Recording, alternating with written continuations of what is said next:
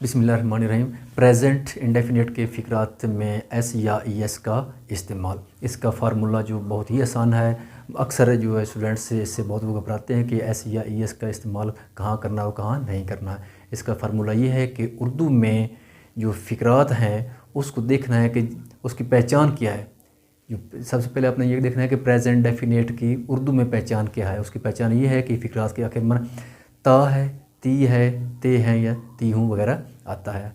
आपका इसके जो एस या ई एस का फार्मूला है वो ये है कि जिन फ़िक्रात के आखिर पर ता है या ती है, सिर्फ दो बचन है, ता है या ती है आए, तो आपने उन फ़िक्रात में वर्ब के साथ एस या ई एस का इजाफ़ा करना है। मिसाल के तौर पर ये सड़क लाहौर को जाती है, this road leads to Lahore. वो खेलता है, ही प्लेज़, वो खेलती है, शी प्लेज़। इस तरह ये फ़िक्रा है, यहाँ आपने एस या ई एस का इस्तेमाल नहीं करना।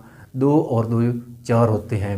2 and 2 मेक 4, 2 and 2 मेक 4। मैं खेलती हूँ, यहाँ ती हूँ है, आई प्ले, मैं खेलती हूँ, यहाँ भी आपने एस या ई एस का इस्तेमाल नहीं करता।